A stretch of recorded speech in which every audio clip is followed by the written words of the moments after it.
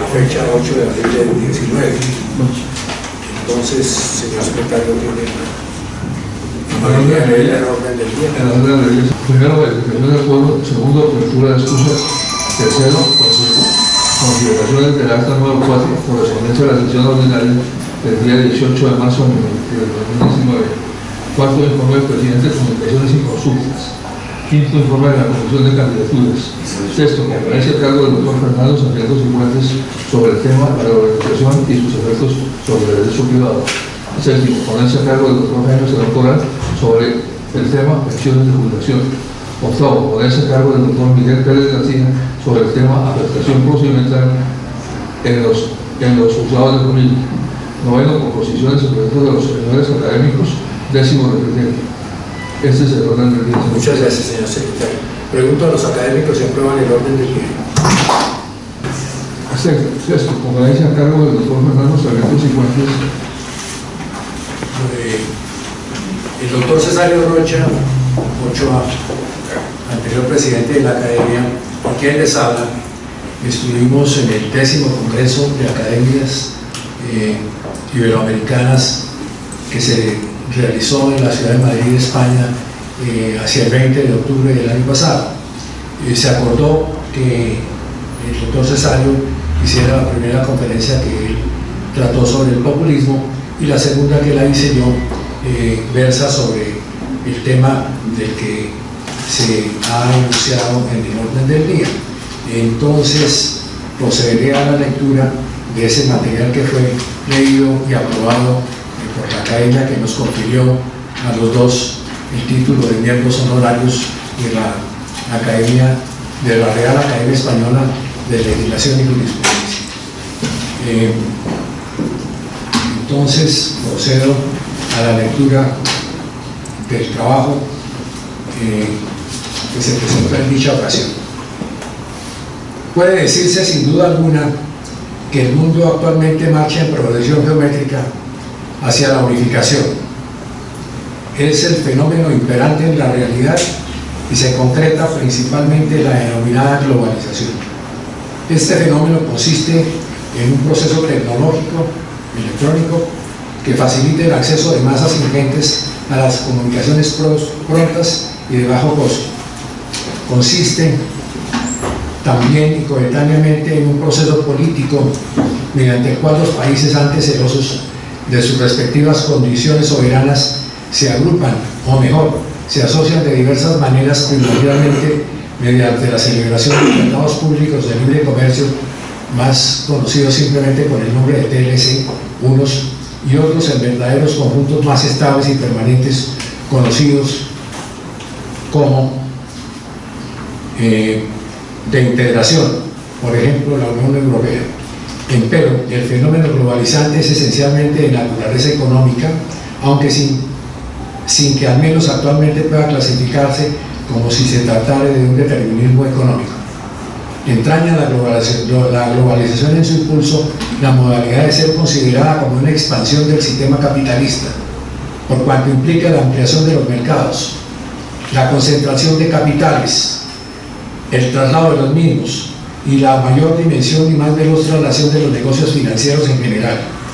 Genera interdependencia entre las naciones por causa de la diversificación de la producción industrial y de que ésta pueda fraccionarse en las conocidas cadenas de producción en miras a la reducción de los costos asociados a ellas.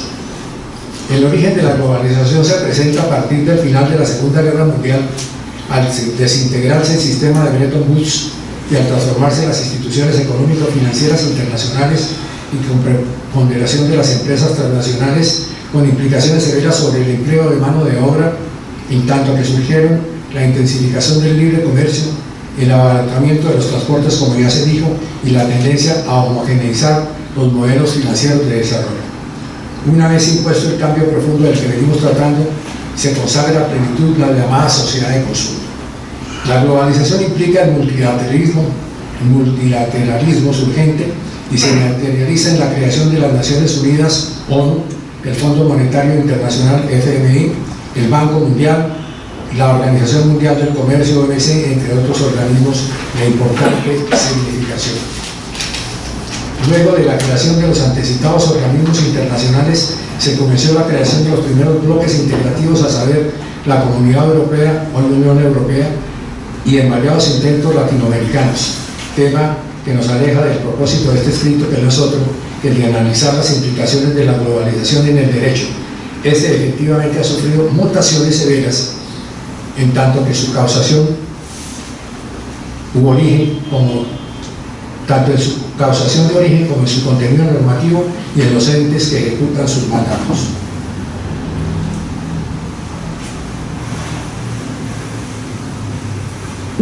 La globalización afecta todos los fenómenos de la vida contemporánea.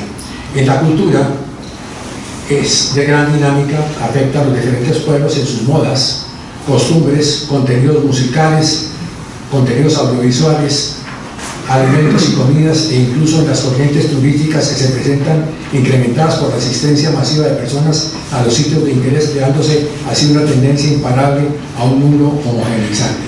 Pero produce también un efecto aparentemente contrario en comunidades afectas en su idiosincrasia, en la defensa de sus idiomas y de sus costumbres, en representaciones artísticas y tendencias de comportamientos generalizados. Es decir, que presenta notables oposiciones en estos desarrollos que, sin embargo, parecen imparables. En la política, el fenómeno globalizante extiende su influencia sobre el sistema democrático, asediado por la informática y las múltiples tendencias y exigencias calificables de populistas, tal como lo expresó con mucha claridad y competencia el doctor César Rocha en la ocasión pasada, al tiempo que permite el acceso incontrolado de la gran masa poblacional que se considera a sí mismo como irredenta y es crítica de toda autoridad y favorece la tendencia a convertir las actividades locales normativas en general.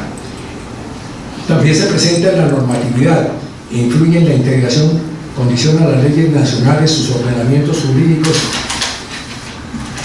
que son asediados y se ven en la apremiante necesidad de transformarse para con ello unificar y simplificar al extremo los procedimientos y los contenidos sustantivos mismos y en general sus relaciones para institucionalizar la internacionalización jurídica que le permitiera a diferentes estados la fácil y expedita competitividad y la seguridad de los intercambios mercantiles, tratando de mantener al mismo tiempo, con la seguridad jurídica, la protección individual de los derechos fundamentales de los ciudadanos y estableciendo además métodos de solución de conflictos comerciales mediante la implementación de sistemas directos de solución o con el posible acudimiento a organismos internacionales tales como la Organización Mundial del Comercio, entre otras entidades. Así, la legislación propia y singular de los países contratantes integrados es abolida en gran medida y reemplazada por el denominado derecho comunitario contenido en los tratados públicos asociativos derivados de los pertinentes procesos de integración. La gobernabilidad igualmente se afecta por el ejercicio de la autoridad, pues el ejercicio de la autoridad y los gobiernos se ven severamente afectados en sus competencias, puesto que por la red se cuestiona el ejercicio del poder mismo. Sobre este tópico, arriba citado, Moisés Naín afirma con acierto, comillas, sin embargo, durante los últimos 3 decenios, las barreras que protegen el poder se han debilitado a gran velocidad. Ahora es mucho más fácil aplastarla, rodearla, socavarlas. Adelante agrega, las causas de este fenómeno están relacionadas no solo con las transformaciones demográficas y económicas en la difusión de las tecnologías de la información, sino también con los cambios políticos y la profunda alteración de las expectativas, los valores y las normas sociales. Las tecnologías de la información, que incluyen Internet, desempeñan un papel importante en la manera de acceder y utilizar el poder, pero la explicación fundamental del debilitamiento de las barreras tiene que ver con transformaciones tan variadas como el rápido crecimiento económico en muchos países pobres por los patrones migratorios, el ejercicio de la medicina y la sanidad pública, la educación e incluso las costumbres culturales, como arriba se dijo, con los cambios experimentados por el alcance del estado de las posibilidades de la condición humana de estos tiempos. Hasta ahí el doctor Moisés Naín. Aún el sistema democrático se ve afectado, puesto que al no poder satisfacer todas las apetencias legítimas o no, desmesuradas o no, prontamente o con demora, se crean creativamente verdaderas masas inconformes, insatisfechas y opositoras al límite, tal como lo estamos apreciando en nuestra realidad actual en este país. Se cautan manifestaciones anárquicas, populismo y autoritarismo de distinto índole e identidad. En la comunicabilidad, en lo Referente al ejercicio de la difusión del pensamiento y al funcionamiento de los medios de comunicación, se observa que disminuye notoriamente su influencia sobre la opinión pública, dado el auge de las redes sociales, y además es claro el lento desaparecimiento y pérdida de influencia en la opinión pública de la prensa escrita, en los periódicos, revistas, etc. El libro ve disminuida su presencia real, competido por la virtualidad. Nosotros mismos hemos convertido nuestra revista en una revista virtual en gran número. En las jurisdicciones el globalismo influye en materia judicial y se expresa en el activismo, que prácticamente debilita la seguridad jurídica y soslaya el Estado de Derecho.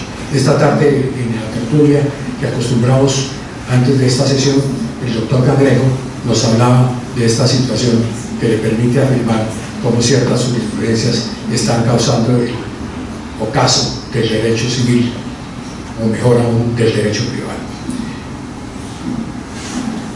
La globalización obra en la desprotección del medio ambiente, determinado por diversos factores, tales como el calentamiento global, el aumento poblacional incontrolado, la desertificación, la deforestación implacable, el deficiente manejo de los residuos sólidos o basuras, el agotamiento de las áreas fértiles, todo lo cual produce desconcierto y temor, sin que los poderes correctivos se adopten de forma eficiente y generalizada, dados los costos y también las incomprensiones que se padecen en estas materias.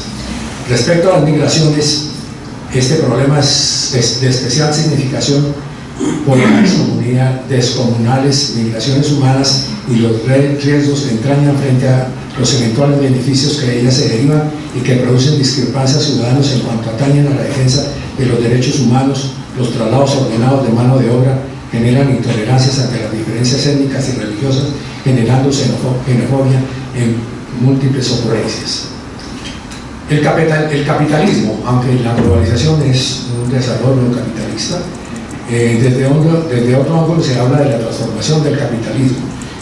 Paul Mason dice que el escenario de la tecnología de la información alteró las instituciones básicas del capitalismo: precios, propiedad, salarios. Es sostenido, dice, que el mismo neoliberalismo fue un falso amanecer y que la crisis posterior a 2008 es el producto de algunos defectos del modelo económico que impiden el aprovechamiento pleno de las nuevas tecnologías y el consiguiente despegue de una onda larga. Esto hace posible el que llamamos ahora postcapitalismo. Y por otro aspecto, en referencia a los países en vía de desarrollo, Tomás Piketty, en su libro muy conocido, que ya se mencionó acá por otro académico en una conferencia muy interesante que hizo sobre eso, entiendo que fue el doctor Rengifo, examinamos el caso de los países pobres y emergentes. Por desgracia, sus fuentes históricas no permiten estudiar la dinámica de la distribución de la riqueza a largo plazo y son muchos más escasas en cuanto se sale de los países ricos. Sin embargo, existen países pobres y emergentes para los cuales se puede encontrar fuentes fiscales de larga duración que permiten establecer comparaciones aproximadas con los resultados obtenidos por los países desarrollados. Como ejemplo cita los casos de Sudáfrica, India, Indonesia y Argentina. En la geopolítica, la globalización tiene una importante mutación. En efecto, los imperios del último siglo se derrumbaron como efecto fundamental de la Primera Guerra Mundial, el 14 al 18 del siglo pasado, y dieron lugar a la hegemonía en la Segunda Guerra Mundial de los Estados Unidos de América, muy controvertida por la Unión de Repúblicas Socialistas Soviéticas, la cual perdió la Guerra Fría, pero con posterioridad a esta última prevalece el poderío norteamericano con la fuerte rivalidad de la China y la emergencia de la India, y además de opositores como Rusia e Irán. Pero la globalización permite el surgimiento de importantes integraciones como la Unión Europea y la formación de mercados económicos políticamente competidores. Otros lo son potencialmente, como es el caso de Latinoamérica, que puede evolucionar en sus propósitos integracionistas y ser potenciales elementos de equilibrio geopolítico mundial. Algunos comentaristas manifiestan críticas. Por ejemplo, el analista Noam Chomsky dice, citando a Jacob Michosa, que es bien sabido que Estados Unidos, al que solo hace 2 años se le tenía que tomar las riendas del mundo como un goloso del poder y atractivo sin parangón, está en declive y se enfrenta a la inquietante perspectiva de su decadencia final. Esto es muy discutible, esta tesis, realmente el presidente Trump, con las dificultades que se le anotan, ha logrado establecer en los Estados Unidos el pleno empleo y mantener un desarrollo económico bastante significativo. Agrega, de hecho, sigue Chomsky, el declive empezó cuando el poder de los Estados Unidos era máximo, poco después de la Segunda Guerra Mundial, y la retórica de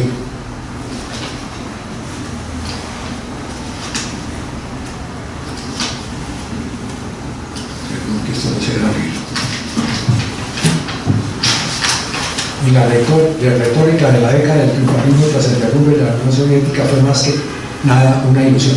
Además, el corolario más común, que el poder se desplazará a China y la India, es altamente dudoso, ya que son países pobres con graves problemas internos. El mundo se está tornando más diverso, pero en el futuro próximo no hay ningún competidor para el poder global hegemónico de los Estados Unidos pese a su declive. Hasta ahí las comillas de Chomsky. Por su parte, Stiglitz, también contradictor de estos temas, señala, comillas, durante las décadas los pueblos del mundo subdesarrollado se han revelado cuando los programas de austeridad impuestos en sus países han sido demasiado severos, pero sus quejas no tenían eco en Occidente. Lo nuevo es hoy la ola de condenas en los países desarrollados. Empero dicho autor se pregunta, ¿por qué la globalización, una fuerza que ha producido tanto bien, ha llegado a ser tan controvertida? Y agrega, la apertura al comercio internacional ayudó a numerosos países a crecer más rápidamente de lo que habíamos podido. El comercio exterior fomenta el desarrollo cuando las exportaciones del país lo impulsan. El crecimiento propiciado por las exportaciones fue la clave de la política industrial que enriqueció Asia y mejoró la suerte de millones de personas.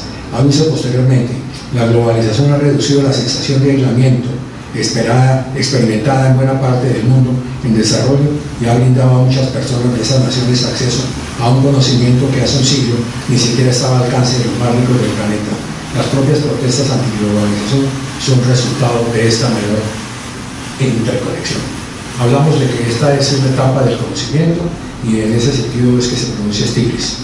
Debemos considerar que las características económicas de la globalización que permiten la liberalización de las normas que en países en vía de desarrollo protejan la estabilización de los flujos de capital volátil o de portafolio y la influencia de entidades a las que tienen el papel de gobernantes del mundo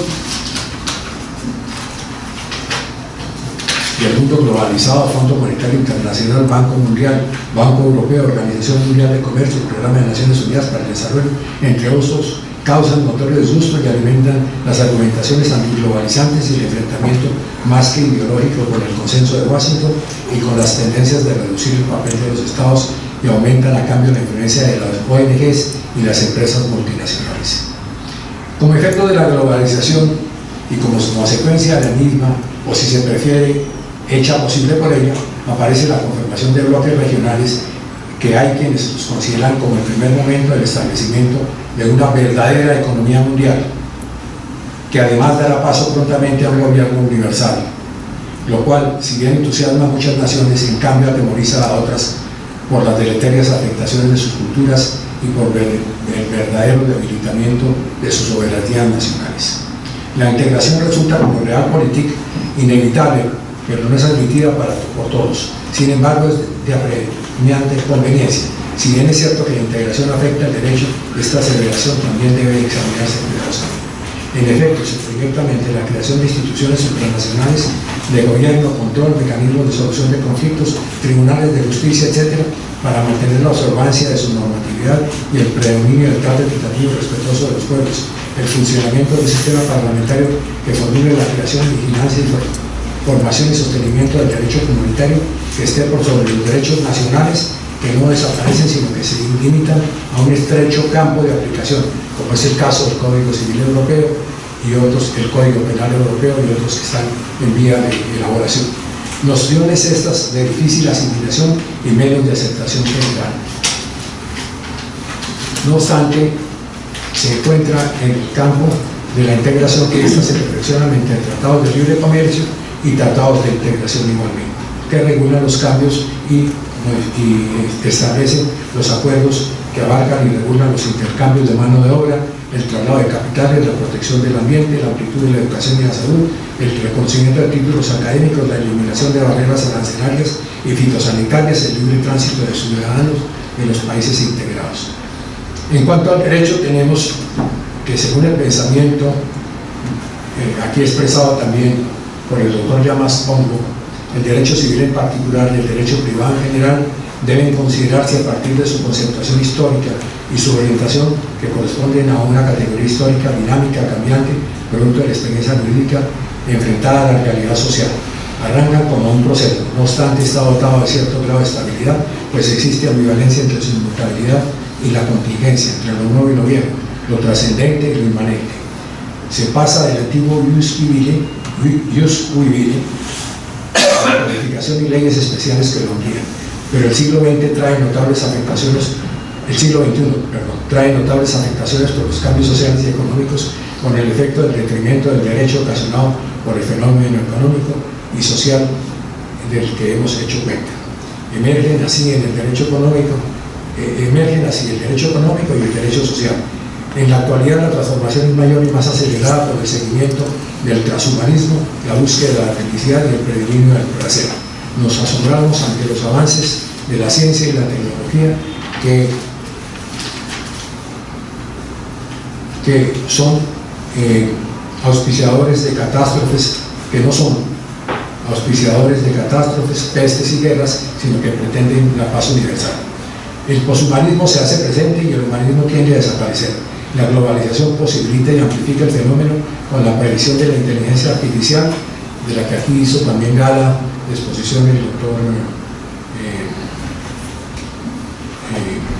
se me escapa en ese momento el nombre, en la última conferencia que tuvimos, el doctor Arruga Paucar.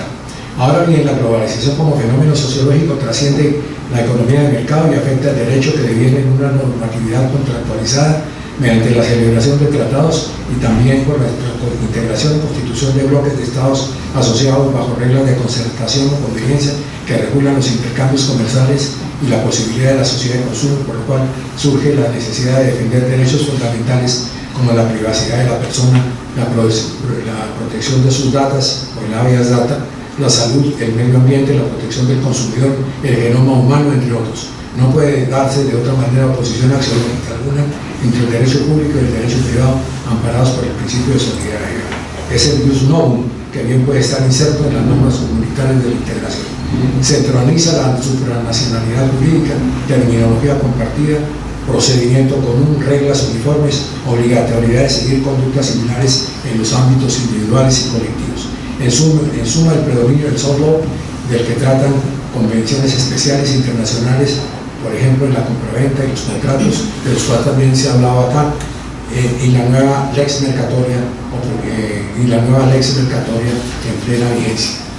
Es deseable afirmar que la corriente unificadora se expresará posiblemente en la protección de la persona humana como un geoderecho que comparta en suma la libertad, la dignidad de la persona humana, el progreso económico y social y sus derechos fundamentales.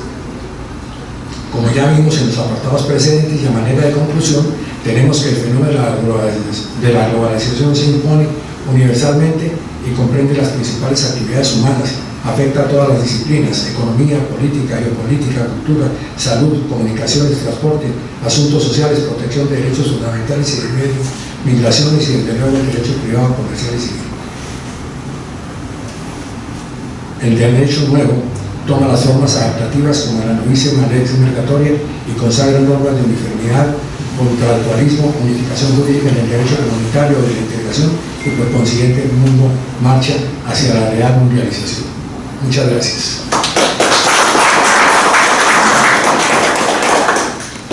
Señor presidente, señores de la mesa directiva, académicos todos, amigos míos. Lo que voy a ver es la respuesta a una carta que pasó el presidente de Seguridad Social a la Academia de Economía de Jurisprudencia. Entonces, es la respuesta a 4 preguntas. Entonces, la conferencia no se llama pensiones de jubilación, sino concepto pedido por el presidente de Seguridad Social sobre pensiones de jubilación. Y hace 4 preguntas. El doctor Elagio Fernández me pidió que le diera unos minutos después de que acabe la conferencia para él intervenir si usted considera, señor presidente. La primera pregunta. ¿Las pensiones de jubilación constituyen un derecho del trabajador a la luz de la Constitución y de la sentencia constitucional 571 de 2002, entre otras, y por tanto, hacer parte del patrimonio? ¿Pueden considerarse una renta agradable? Contestación. Hay que resolver esta pregunta, debemos tener en cuenta, a manera de problemas, varias cuestiones antinentes al tema. En primer lugar, hay que revisar cuáles son las pensiones que existen en el sistema de seguridad social colombiano. La primera, el artículo 170 del Código Sustantivo del Trabajo estableció las pensiones de jubilación a cargo del empleador y a favor de los trabajadores con 20 años de servicios continuos o discontinuos de una misma empresa y 55 años de edad para el hombre y 50 para las mujeres, con el 75% del salario promedio del último año, que siempre y cuando el empresario tuviera un patrimonio de 800.000 pesos o más. B. Por medio de la ley 9046 se creó el Instituto Colombiano de Seguros Sociales y los decretos reglamentarios de esta ley, el 3169 y el 3061-74, pusieron en marcha los seguros de riesgos profesionales y con ellos se quedaron a cargo del ICS con las pensiones de accidentes de trabajo y enfermedades profesionales. C. Por otro decreto reglamentario, este es el decreto 3041-66, nacieron las pensiones de invalidez, vejez y muerte a cargo del instituto.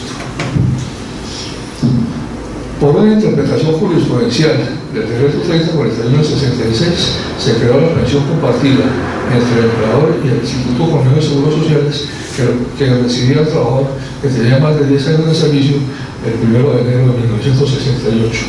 Sentencia de casación laboral número 6508 del 8 de noviembre de 1976. La ley 100 del 93 continuó manteniendo las pensiones de invalidez, vejez y sobrevivencia del régimen común y las pensiones de accidentes de trabajo y enfermedades conjugales. Estas pensiones del régimen común se otorgan al afiliado al sistema de premio media con prestación definida a cargo de Colpensiones o del afiliado al sistema de ahorro individual con solidaridad que se encuentra a cargo de entidades privadas. Las enfermedades profesionales y los accidentes de trabajo serán atendidos por la Administración de Riesgos Laborales, ARL, según la Ley 1562 del 2012. Las pensiones para las personas que trabajan en el ramo judicial y la Procuraduría General de la República. Pensiones especiales contempladas en el artículo 279 de la Ley 193, miembros de las fuerzas militares y de policía. Pensiones de los trabajadores del Fondo Nacional del Magisterio, empresas en concordato preventivo y obligatorio, los servidores públicos de Ecopetrol y las pensiones de gracia de los trabajadores. Y pensiones para los aviadores civiles. J. Pensiones especiales para los funcionarios del Registro Nacional del Estado Civil, para los congresistas y para los periodistas. K. Por medio de la ley 12 del 75 se estableció el derecho a la sustitución pensional a favor del cónyuge superstite y de la compañera o compañero permanente de manera vitalicia y los hijos hasta los 25 años. L. Por medio del artículo 76 de la 36 de la ley 193, modificado por la ley 793 de 2003, artículo 18, se establece el régimen de transición que reza: la edad para acceder a la pensión de vejez de las personas que al momento de entrar en vigencia del sistema tengan 35 años o más de edad si son mujeres y 40 años o más de edad si son hombres, o 15 años de edad de servicio cotizados, serán establecidas en el régimen anterior al cual se encuentran afiliados. El parágrafo cuarto, adicionado del artículo 1 del Acto Legislativo 1 del 2005,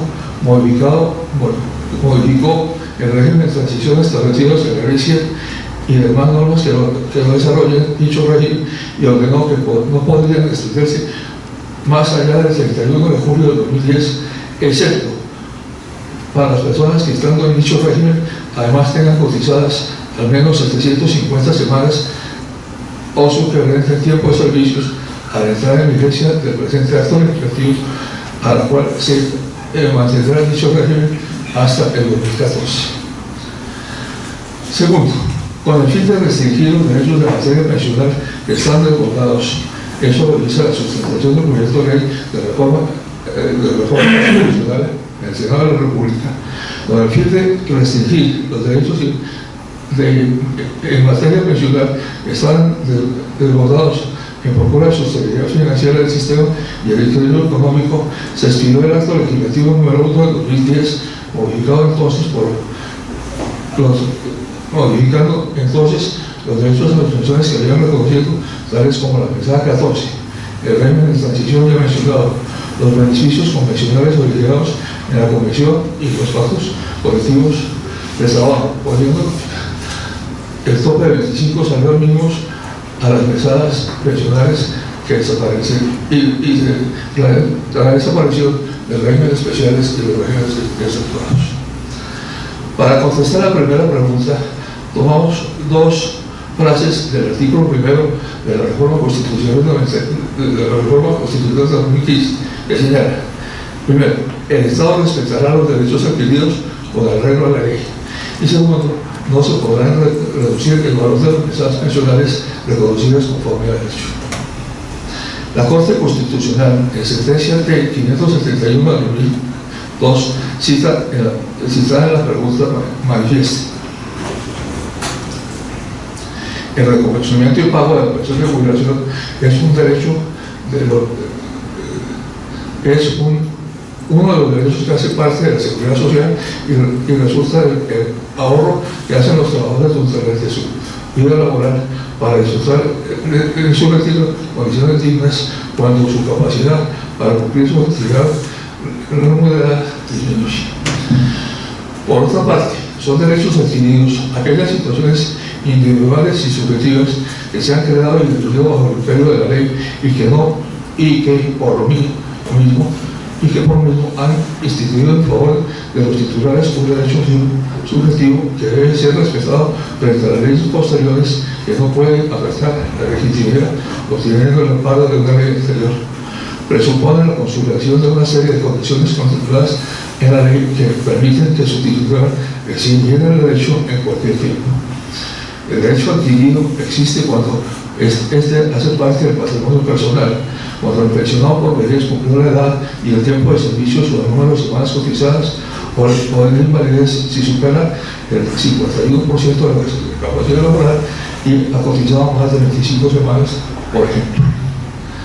Partiendo de la base de las cotizaciones son ahorro, la pensión cualquiera que ésta sea hace parte del patrimonio de la persona y el Congreso podrá imponerles un impuesto ya que es renta gravable. Pero, como el acto legislativo primero del 95 ordenó que la mesada pensional no pudiera reducirse y esta persona la reduce, es inaccesible esa disminución. De manera que si por la ley se pretende grabar una pensión en nuevas atrás, podría hacerlo a las futuras y no a las actuales. La fecha en que la ley que impusiera el hipotético gravamen se tendría como determinar cuáles son cronológicamente las pensiones por derecho adquirido y cuáles el derecho adquirido y no puede tener tributación porque el valor que recibe el pensionado no se puede ver reducido. Por otra parte, si se piensa poner un gravamen, no puede existir efecto retroactivo del mismo, regirá únicamente para las futuras pensiones. Ahora bien, con el principio de seguridad política, legislado por la Ley 57 de 1985 y el Código de Régimen Político Municipal, las leyes no podrán tener efecto retroactivo salvo cuando el legislador expresamente lo disponga. Esa es la respuesta a la primera pregunta. La segunda, la legislación colombiana está obligada a respetar los acuerdos suscritos en la Organización Internacional del Trabajo, OIT, y en particular los acuerdos 87, 98, 102 y 128 forman parte de estos acuerdos del bloque de constitucionalidad y en consecuencia tienen carácter vinculante. Contestación. El artículo 53 de nuestra Carta señala lo siguiente: los convenios internacionales del trabajo debidamente ratificados hacen parte de la legislación interna. Y por su parte, la Corte Constitucional afirma lo siguiente, comillas, para que la Corte Constitucional, si es cierto que tales actos no reúnen en su forma de adaptación y en su trámite las exigencias establecidas por los convenios de Viena para los tratados que se celebren entre los Estados. Pero se puede tener como tales, y a pesar de sus diferencias, pues son instrumentos de carácter universal que contienen normas del derecho adoptadas por un órgano colectivo, Conferencia Internacional del Trabajo, en cuyo seno se encuentran representantes de los Estados miembros que todo lo obligan a quienes lo ratifiquen.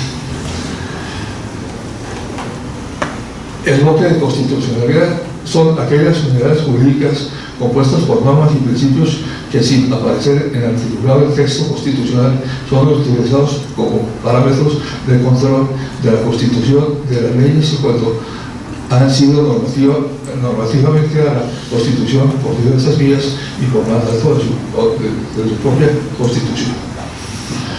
Por medio de la Ley 26 de 1976 se aprobó el Convenio 86 de la OIT sobre la libertad sindical y la protección de derechos de sindicalización.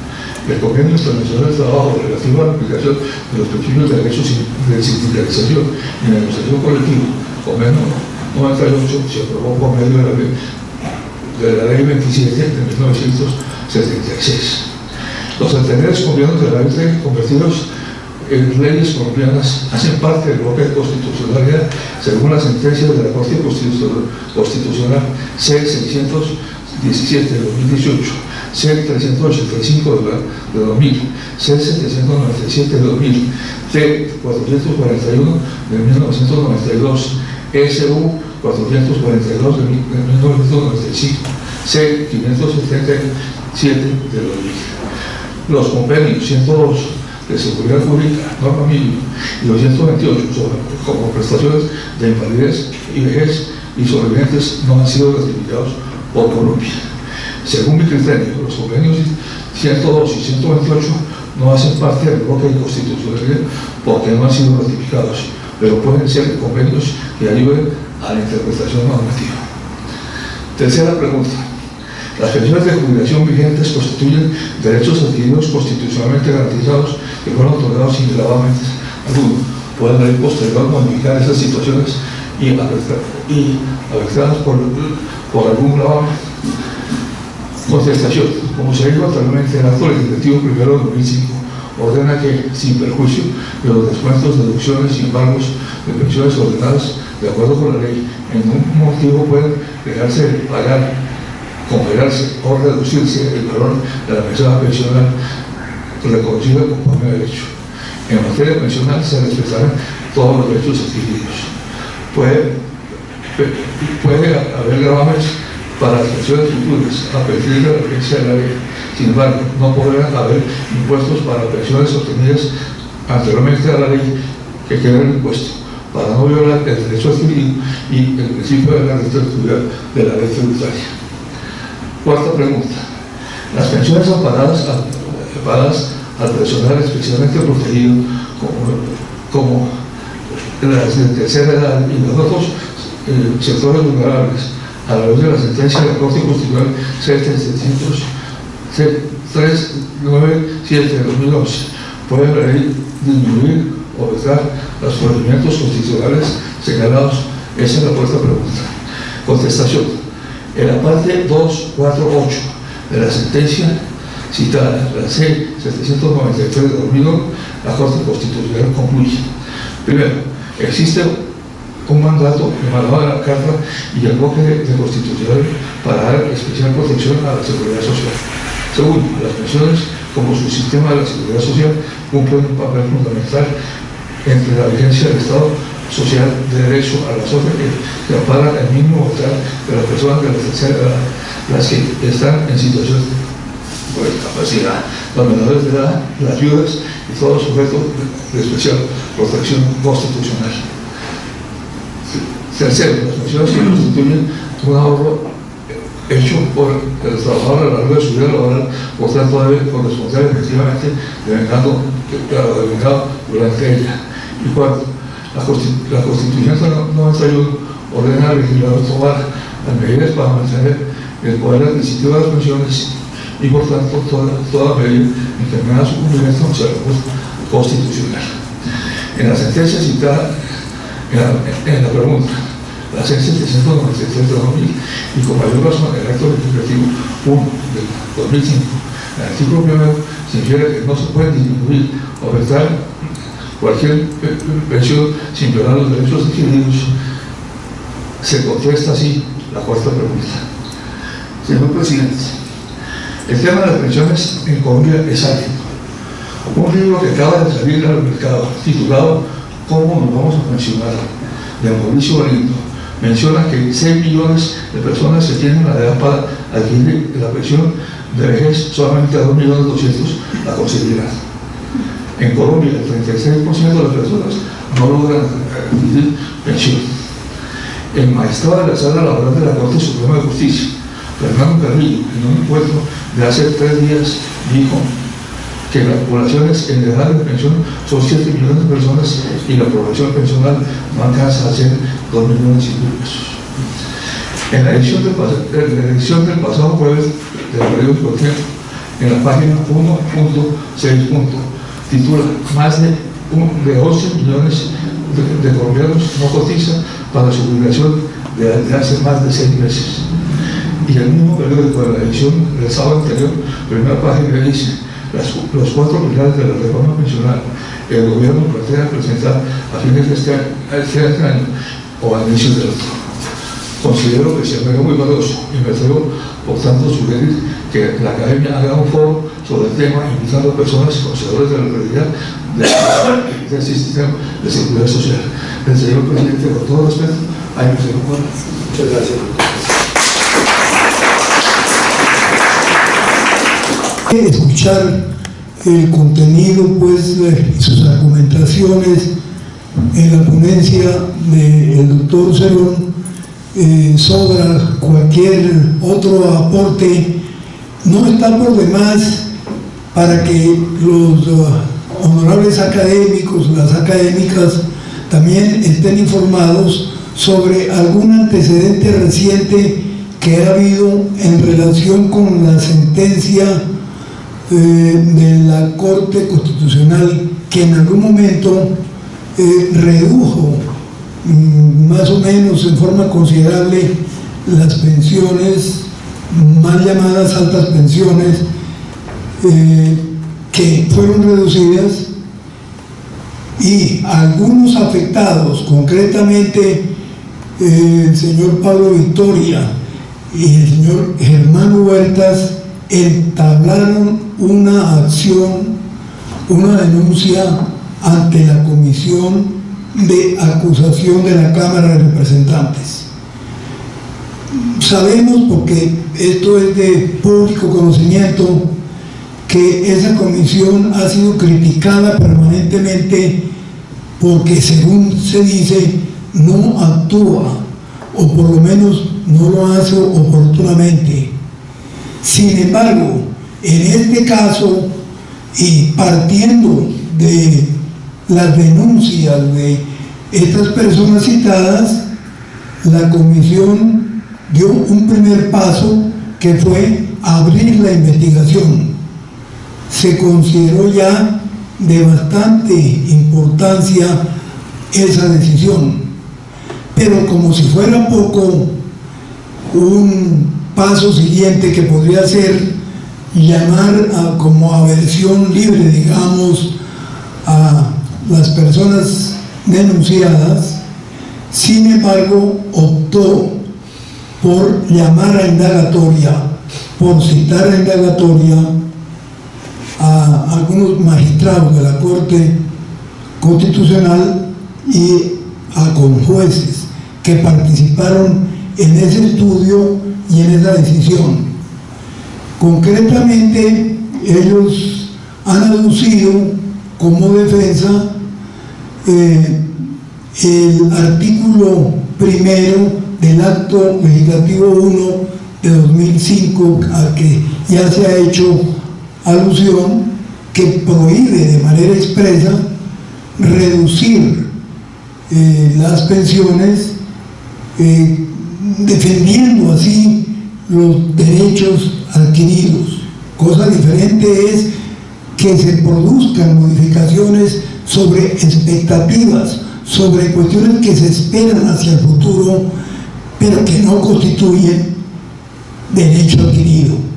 Yo creo que esta situación de carácter investigativo que se adelanta en el Congreso de la República, en este momento a través de la Comisión de Acusación, viene al caso como un argumento robusto, como un argumento fuerte, respaldando esta posición de la defensa de los derechos adquiridos, y cómo a través de sentencias que han disminuido, que han afectado esos derechos pues, adquiridos pensionales, se está cometiendo un delito que se denomina el prevaricato por acción, que es por el que se adelanta ese proceso, esas diligencias, contemplado más o menos, si no estoy mal, en el artículo 412 o 13 del Código Penal. Yo creo que todo esto que está sucediendo allá, lo que viene es a dar más argumentos contundentes, diría yo, en favor de esta ponencia que hemos escuchado.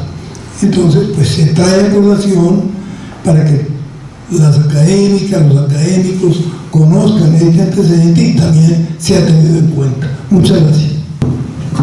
Debo comenzar por decir, para evitar suspicacias, que soy uno de los beneficiados, entre comillas, por esas jubilaciones que estaban vigentes en el momento en que terminé mi periodo en el Consejo de Estado, y uno de los afectados también por el fallo al que se refería el doctor Heraclio Fernández, la sentencia C-258 del 2013.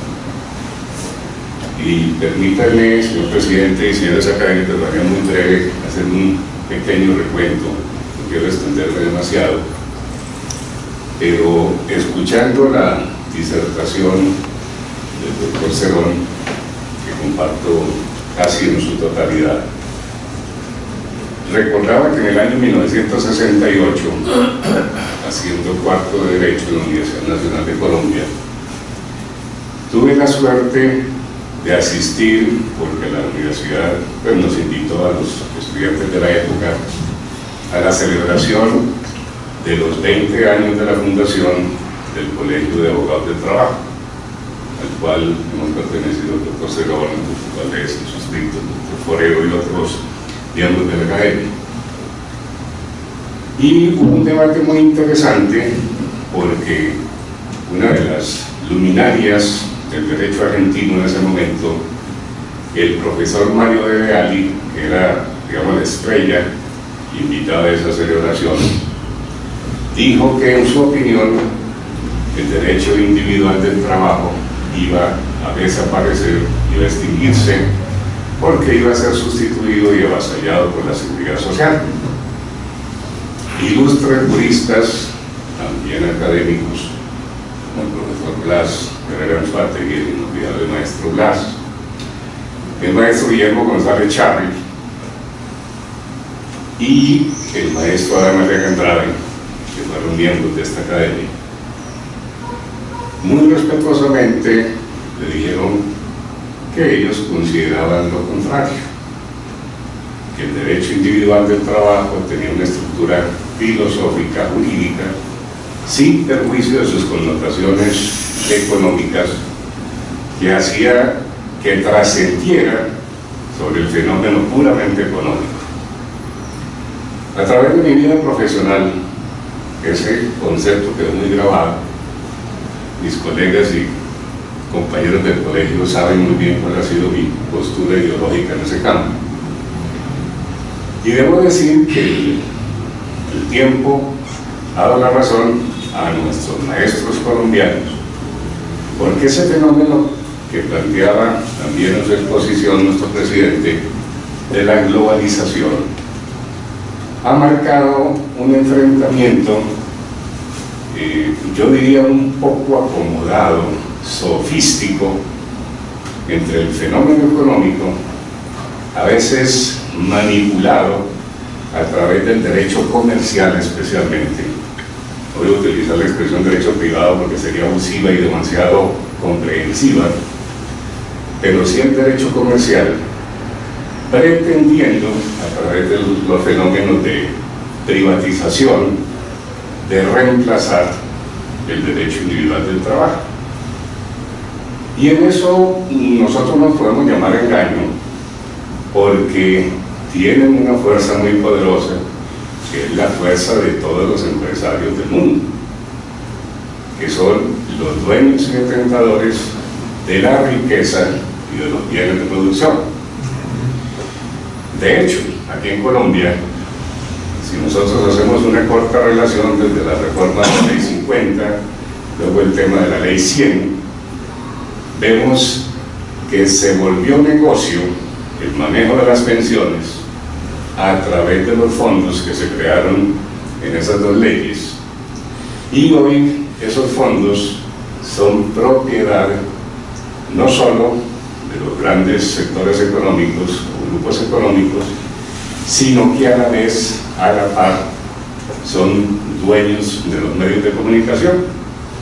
Entonces, por eso muy oportuna la información que nos daba el doctor Heraclio, porque es que es muy fácil, cuando uno tiene radio, prensa, televisión, atacar a quien no tiene sino una visión filosófica o jurídica del tema, y es señalado casi como un reo, como un delincuente, porque obtuvo una pensión decorosa. Y vuelvo a lo del año 68, allá decían el maestro Blas Herrera, el maestro González Chávez y el maestro Dana Lera, que es que no había que olvidar que la seguridad social, especialmente en el tema de la protección pensional, partía del supuesto de que el jubilado debía tener derecho a una vida decorosa similar a la que llevaba cuando estaba como trabajador activo. Entonces, esto lo han distorsionado de una manera que, repito, casi que hay que pedir perdón por haber obtenido una pensión de cierto nivel, cuando simplemente es el desarrollo de ese principio que dice que quien ha estado en las altas cortes, quien ha estado en el Congreso, como seguramente ocurre con los presidentes y directivos de las empresas de comunicación, de los periódicos, etcétera, que supongo que no tienen pensiones de salario mínimo, ¿no? Entonces, esa correlación hay que hacerla, porque es que cuando los medios toman esas banderas, no hay medios de defensa. Entonces, perdónme que hable con nombre propio, pero cuando el señor Darío Arizmendi asume esa bandera, presumo que por órdenes de los dueños del medio, el señor Darío Arizmendi no le cuenta a sus oyentes que él tiene ingresos que superan los 100 millones mensuales, pero sí ataca a quienes tienen una pensión un poco, o tenían una pensión por encima de los hoy 25 salarios mínimos. Y bien decía el doctor Heraclio, y yo lo sintetizo con la sentencia del año 2013, cuando bien lo recordaba la ponencia del doctor Cerón, el propio acto legislativo 01 del 2005 dijo que las pensiones no podían ser disminuidas y que había que respetar los derechos adquiridos, ¿no? Esa sentencia, que tiene un tufillo extraño, para no utilizar la misma expresión que dio el doctor Heraclio, cuyo ponente, no quiero crear pues una versión novelesca de esto, pero cuyo ponente posteriormente ha resultado sindicado de traficar con las tutelas con la intervención de unas personas que como jueces estaban impedidos y que no manifestaron sus impedimentos. Entonces logró que se aprobara ese tipo de sentencia y se cercenaran derechos adquiridos. Entonces me parece, repito, que esta presentación que hace el doctor Cerón y lo que dijo el señor presidente sobre el tema de globalización, mundialización, viene muy al tenor de lo que está ocurriendo hoy en el país.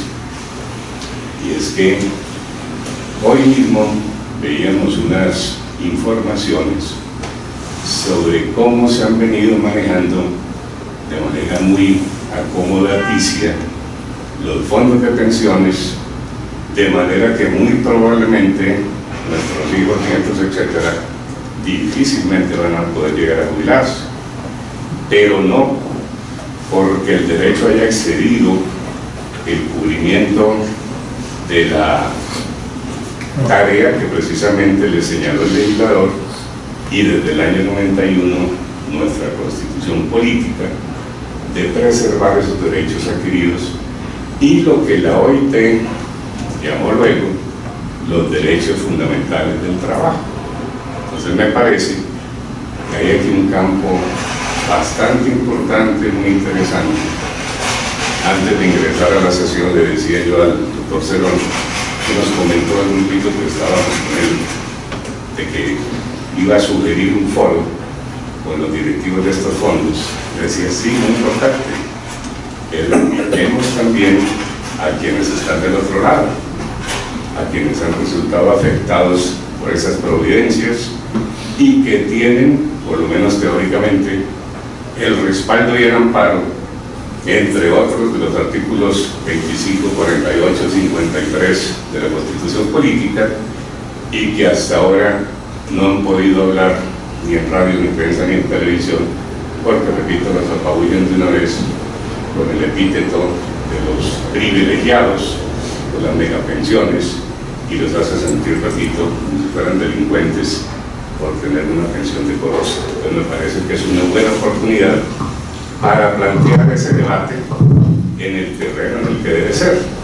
Y debo decir otra cosa, y como en algunas publicaciones manifiesto que el único responsable de estas opiniones soy yo, para no involucrar a nadie más, de que he tenido, pues, por lo menos un poco de dudas sobre cómo es que la Comisión Interamericana de Derechos Humanos, cuando un determinado político pide medidas cautelares, no se demora ni una semana en hacerlo, pero cuando unos jubilados que piden que estudien si les han violado sus derechos fundamentales y sus derechos adquiridos, se tarda 7 o 8 años sin decir ni una palabra sobre el tema, ¿no? Entonces creo, señor presidente, que tendría ahí un terreno muy interesante la academia para un debate que ojalá pueda hacerse con absoluta independencia, autonomía, pero sobre todo con la verdad. Es que aquí, en este debate, ha faltado que se escuche a todos los afectados, si se quiere decir, o protagonistas del fenómeno del tema de las pensiones. Gracias, señor presidente. Muchas gracias. El tema es tremendamente extenso. Voy a comprimir al máximo mis opiniones. Primero comienzo por algo que mencionó Carlos y que no tiene nada que ver con la ponencia de el derecho laboral y la seguridad social son ciencias separadas, independientes, distintas, y en alguna forma van dirigidas a segmentos poblacionales opuestos. el derecho laboral es para quien trabaja y está trabajando, y la seguridad social es dirigida a quien no puede trabajar temporal o definitivamente. Yo digo, el derecho laboral es para los trabajos, la seguridad social es para los no trabajos, o sea, son segmentos totalmente diferentes, opuestos.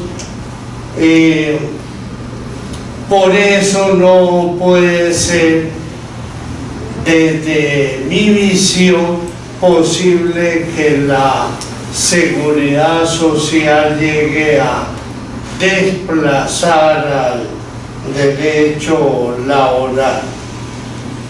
Punto aparte.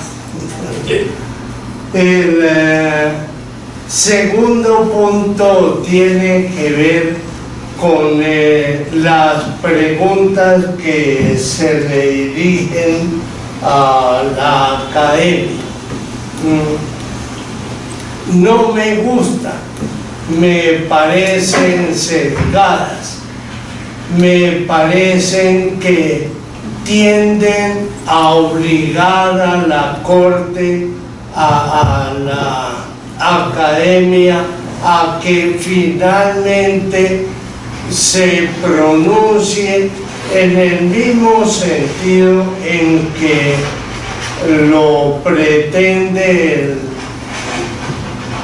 quien formula las preguntas, creo yo, supongo, para utilizarlo como un argumento de autoridad, y eso pues no me parece adecuado.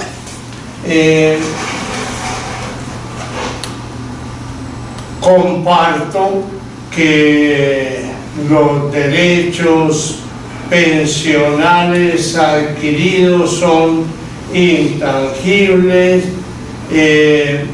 Comparto que no es posible reducir las pensiones de quienes han adquirido el derecho en determinadas condiciones. Y tengo algunas situaciones en que creo que valdría la pena alguna aclaración. Por las preguntas tienden a asociar con el bloque de constitucionalidad todos los convenios de la OIT que hayan sido ratificados. Y yo personalmente creo que solo uno de esos convenios, cuando consagran derechos humanos, son parte del bloque de constitucionalidad. Me excuso, ya todos conocen mis dificultades lingüísticas, pero trato de explicar la idea. Está muy bien.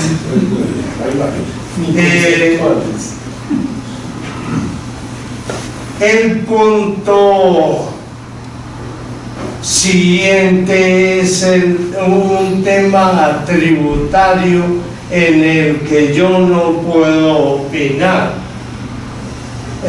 pero voy a decir algo que es posible no sea muy ortodoxo.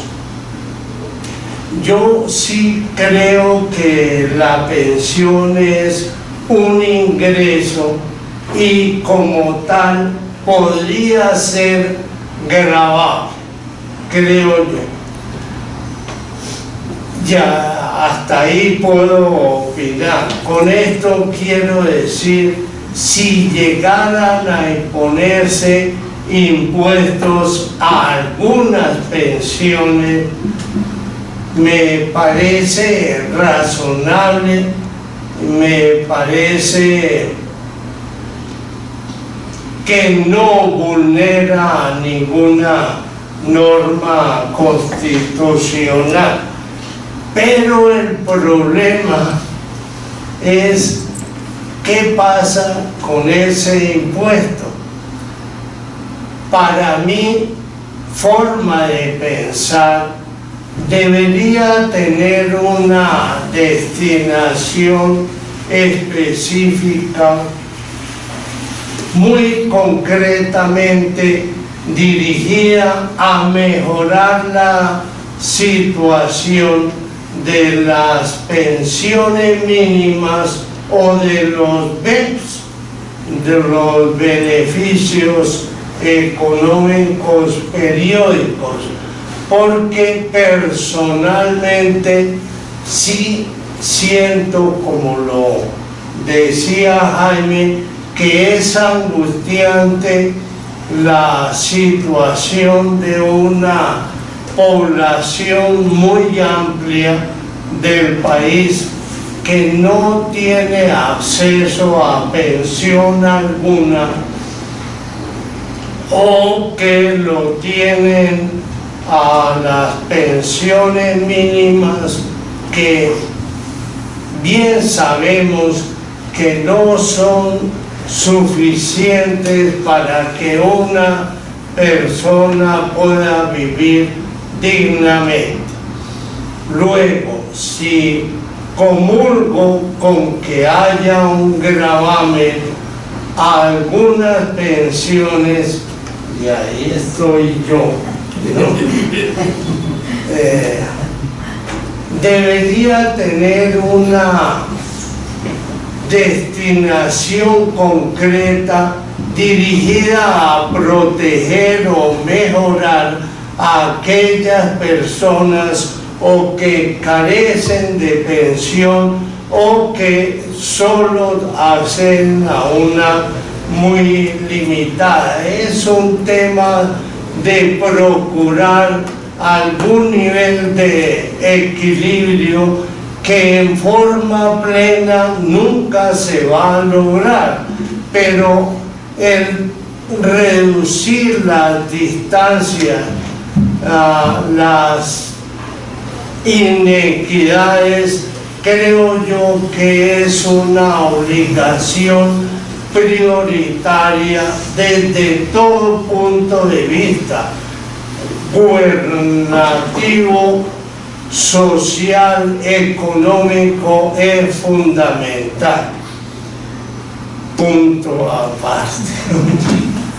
Y lo último es ya referido a la situación que acaban de exponer los académicos Heraclio y Carlos.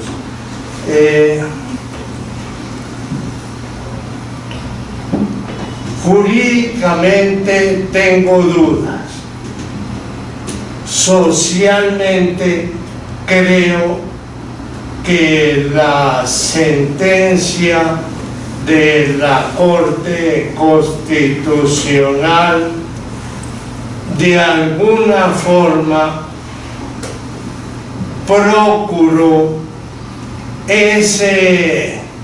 esa reducción en el desequilibrio al cual me he referido. Yo no sé si haya habido intereses económicos, políticos, no tengo ni idea.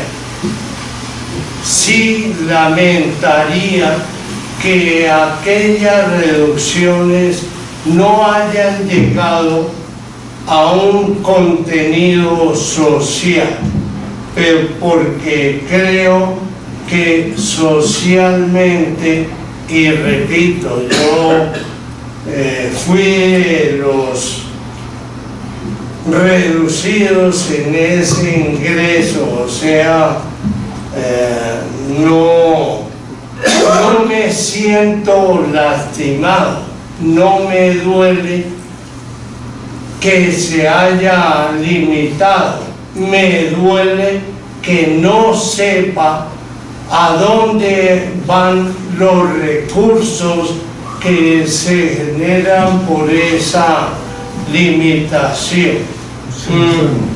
Yo creo que ese concepto, esas preguntas van a apuntalar una posición en que a las pensiones de cierta cuantía no se les pueda afectar su sentido económico. Y bueno, es una posición. Para mí, si llegara a haber un impuesto con un destino hacia los menos favorecidos, estaría de acuerdo.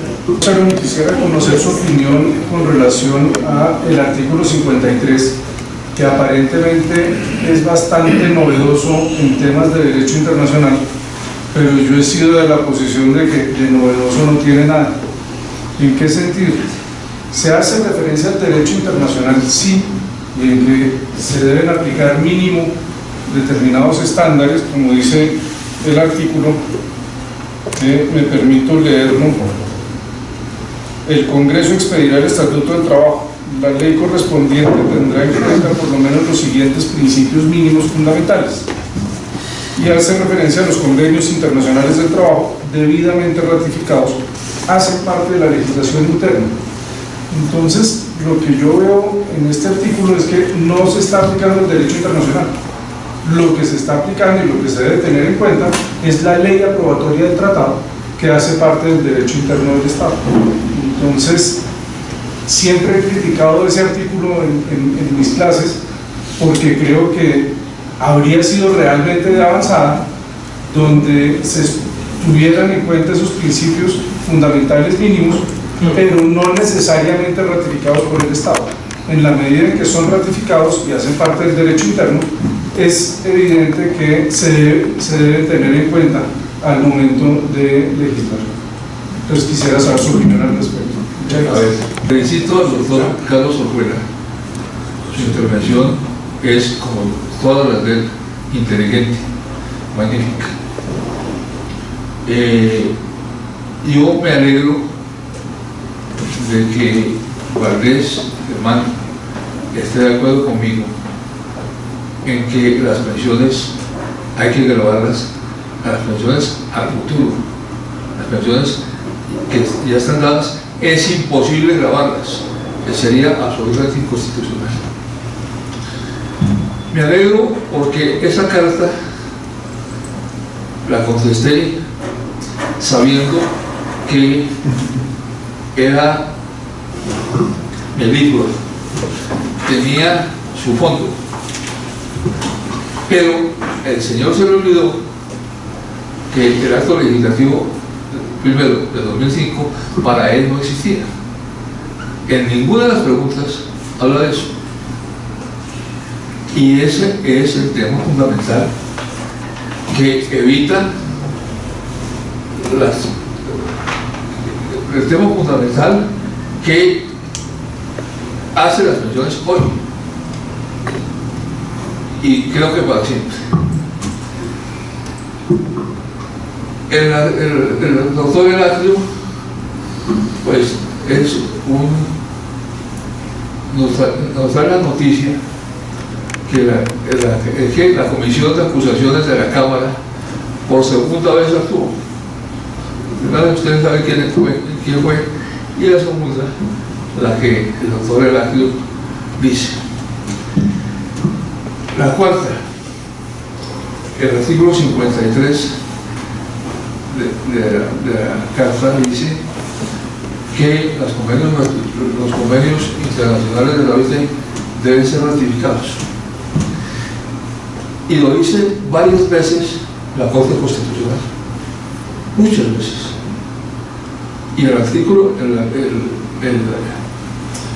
el convenio 98 y 87 y 98 de la OIT, leí las sentencias que dicen que hace parte de la constitucionalidad. Yo, para terminar, es decirle al presidente de ustedes que hagamos un foro, porque el tema de las pensiones, que además nos cobija, es importantísimo. Los artículos del tiempo, lo que dijo el magistrado de la Corte Constitucional en Barranquilla, el libro que cómo se menciona, y todas las encuestas van a reformar el sistema, pero ese sistema lo tenemos que hacer bien, porque bien se hizo en la Grecia y fracasó. Entonces, por favor, señor presidente, hagamos el foro y traemos a todos, no solamente a los de los fondos privados, a todo el mundo, entre otros a Carlos Orjuela como ponente. Muchas gracias.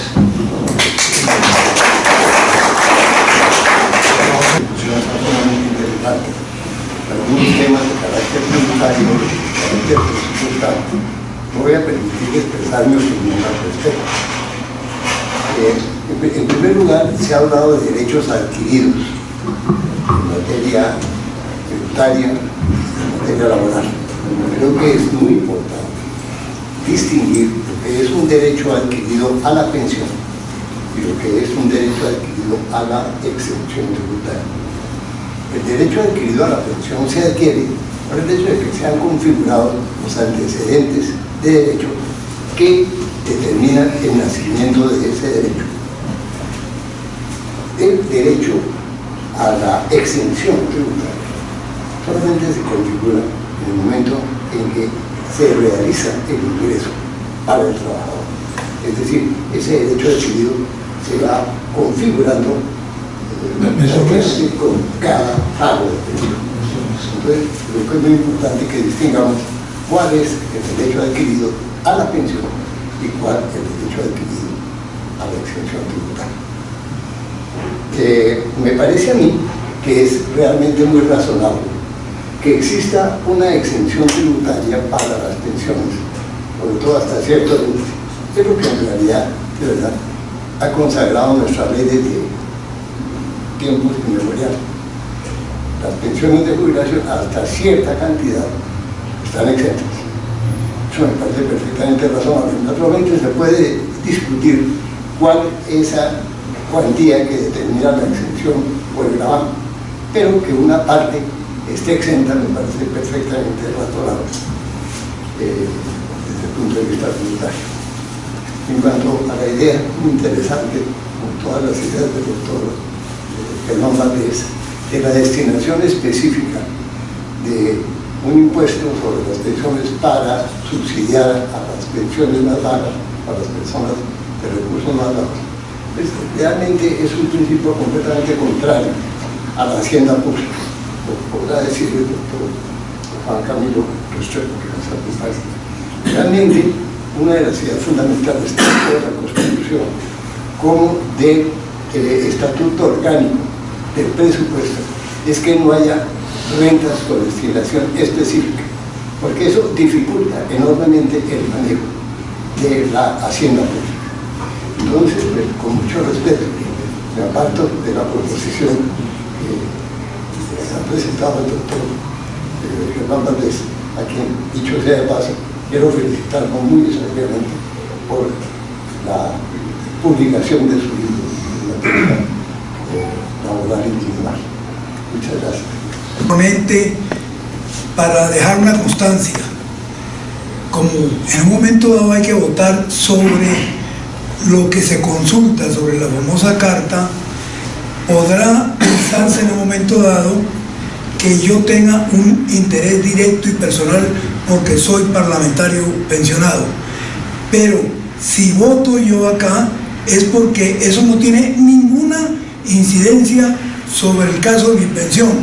Yo les quiero manifestar y que conste acá que en primer lugar ya tuve una primera reducción con la sentencia de la Corte, pero como si fuera poco, hubo una segunda reducción, a muchos nos redujeron porque fuimos pensionados en determinado momento. Es decir, ya hoy más hacia abajo no puedo ir. Entonces, voto sencillamente a favor en lo que hace a la carta, a la consulta que hace el líder sindical, porque yo creo que hay que buscar la seguridad jurídica de este país, que no nos podemos llevar por delante la normatividad a nivel constitucional ni legal.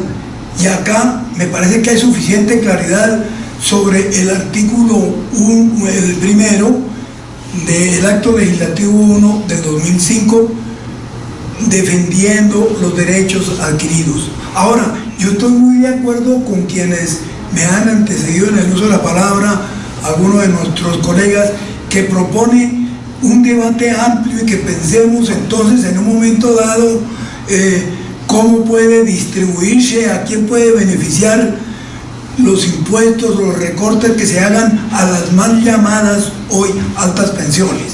Es que ya casi todo se ha reducido a mini pensiones. Pero bueno, eso es muy interesante y podemos organizar acá una conferencia del ponente de hoy, el doctor Jaime Cerón Coral, e invitamos a congresistas, al presidente del Senado, presidente de la Cámara, a algunos presidentes de comisiones que tienen que ver con esto, como para que también escuchen las inquietudes y las preocupaciones de académicos de esta Academia Colombiana de Jurisprudencia. Pero hoy por hoy a mí me parece que debería haber algún pronunciamiento sobre la carta consulta que se hace, y yo anticipo que mi voto es afirmativo y que eso para mí beneficio ninguno absolutamente. Si hubiera beneficio me abstendría por cierta ética, me abstendría y lo diría públicamente de votar, pero como ya más mal no me puede ir, entonces pues estoy en condiciones de votar. Y yo creo que también en un momento dado si hay que hacer votaciones, pues hacerlas, porque es el sistema democrático. Ciertamente la democracia tiene fallas, bien decía Churchill, la democracia es mala, pero lo demás es peor. Es muy difícil que en esta sala todos tengamos, o sea, yo respeto muchísimo la posición del doctor Cerón, yo creería que ajustará algunas cosas, otras las dejará prácticamente como está su concepto. O sea, la pregunta es si él presenta en nombre de la academia o es el doctor Cerón como miembro de la academia, y queda claro así el concepto, para respetar pues toda la pluralidad de pensamiento que tenemos acá en esta red pues, de juristas. ¿Le puedo contestar, doctor? Sí. El peticionario formuló una consulta a la academia. Es la academia la que Y yo se la repartí al doctor Cerón, Ya. porque es un especialista en laboral. Esa es la razón fundamental de la distribución de esa consulta. Él la ha absuelto en la forma que le presentó a esta distinguida audiencia. Entonces, lo que estamos debatiendo en este momento, lo del foro lo dejamos de último, pero en este momento lo que estamos debatiendo es si se aprueba la consulta tal como él la absolvió, o si se busca una solución de arreglo previo a esa consulta. Pero primero vamos a oír al doctor Molina Torres, que quiere intervenir.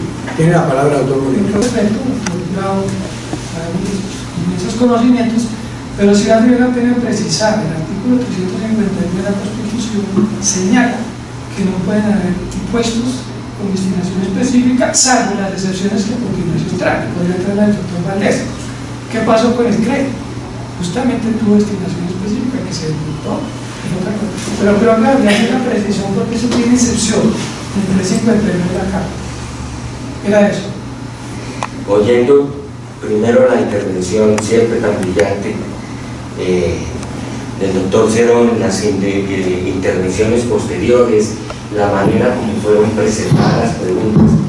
Yo aquí, y no quiero guardármelo porque lo estoy pensando, pregunto, ¿vale la pena contestar? Es un particular quien pregunta, porque a nosotros nos pregunta la Corte Constitucional, el 90% de consultas son de la Corte Constitucional, pero acá es un particular. Por otra parte es la opinión de la academia, y aquí se vio que hay muchísimos, dijéramos, escorzos del tema, fueron objeto de planteamiento. Yo solamente me haría esa pregunta: ¿vale la pena que la academia conteste estos interrogantes?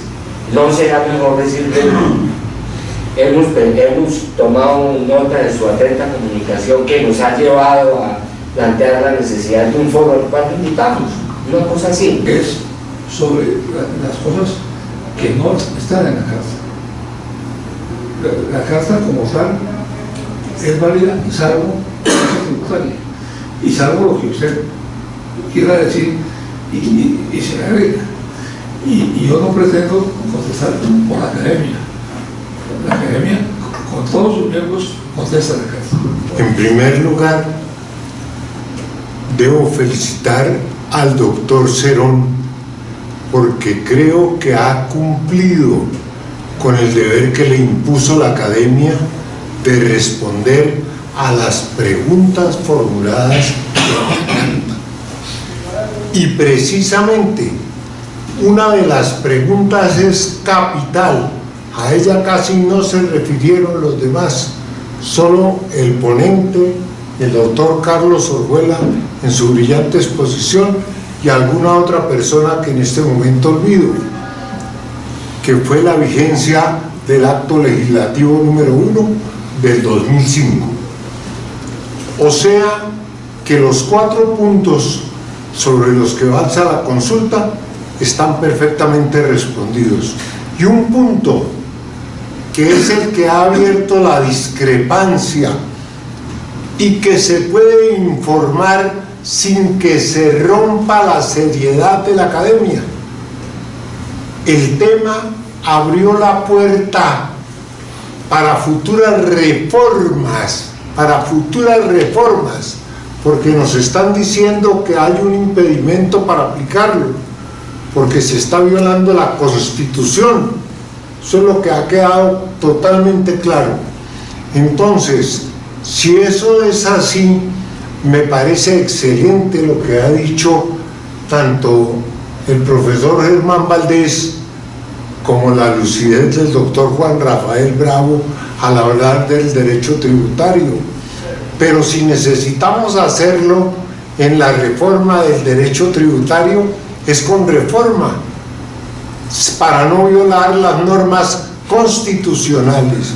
Y eso satisface tal vez aquello a lo que todos aspiramos, a que las normas realmente tengan íncito ese sabor de democracia, que estamos dispuestos aún a sacrificar nuestros propios intereses, como lo dice el doctor Germán Valdés, con tal de que se nos diga para qué es que se va a hacer. Ya el doctor Juan Rafael Bravo nos previno, él es nuestro gran maestro del derecho tributario, que no puede haber una aprobación en esas condiciones porque actualmente el aparato que regula el tributo lo impide.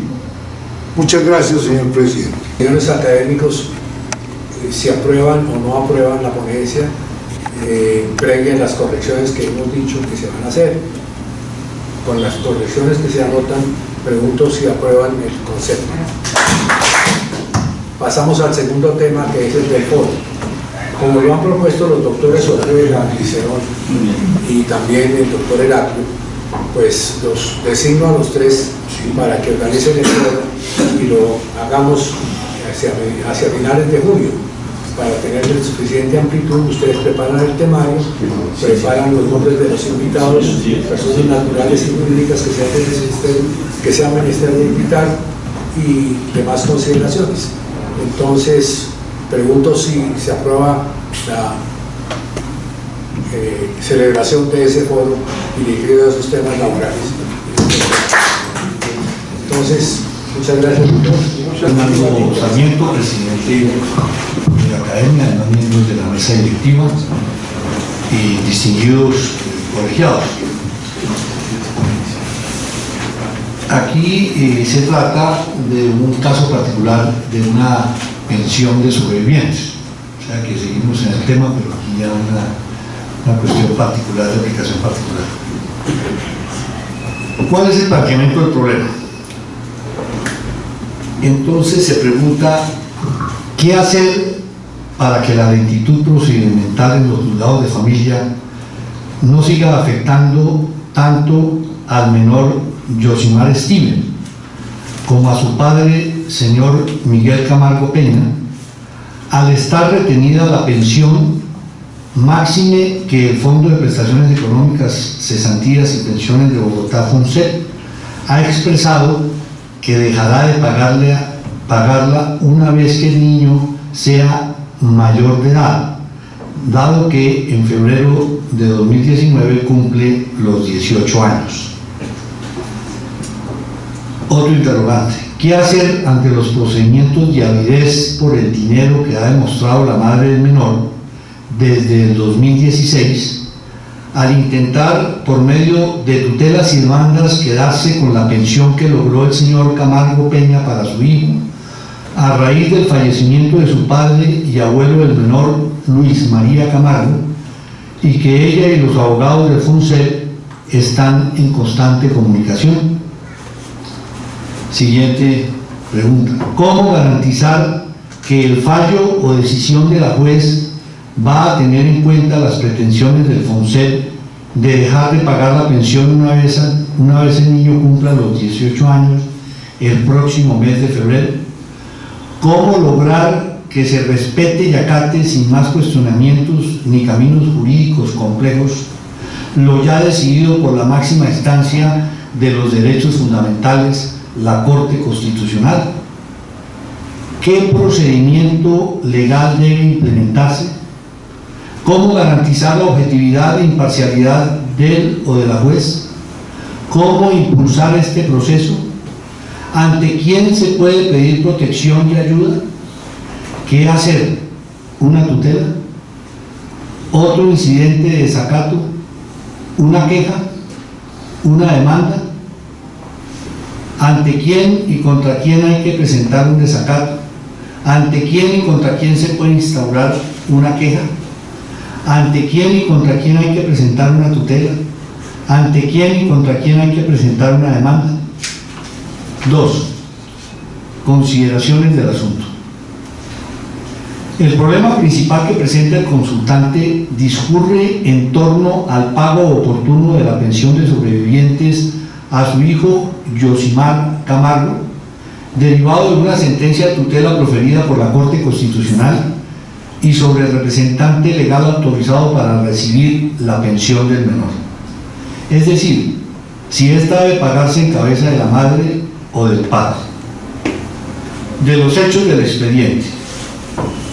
La sentencia proferida por la Corte Constitucional ordena lo siguiente. Primero, revocar las sentencias proferidas el 25 de junio de 2015 por el Juzgado Séptimo Laboral del Circuito de Bogotá en primera instancia y el 22 de julio de 2015 por la Sala Laboral del Tribunal Superior del Distrito Judicial de Bogotá en segunda instancia, que negaron el amparo promovido por Miguel Antonio Camargo en representación de su hijo Yosimar Steven Camargo Talero. En consecuencia, conceder el amparo de precado por las razones expuestas en esta providencia. Segundo, ordenar al Fondo de Prestaciones Económicas, Cesantías y Pensiones FONCEP el reconocimiento y pago de la pensión de sobrevivientes al menor de edad Yosimar Steven Camargo Talero en un término no mayor a 48 horas después de notificada esta providencia. Tercero, límitense las comunicaciones previstas en el artículo 36 del decreto 2591 de 1991 para los efectos contemplados. Así, se evidencia que se ordena el pago de la pensión de sobrevivientes al menor Yosimar Camargo a cargo del FONSEP. La mencionada entidad reconoció el pago de la pensión y del retroactivo pensional al menor, realizando la consignación de los dineros en la cuenta de la señora Nubiaí Talero Roa, madre del menor.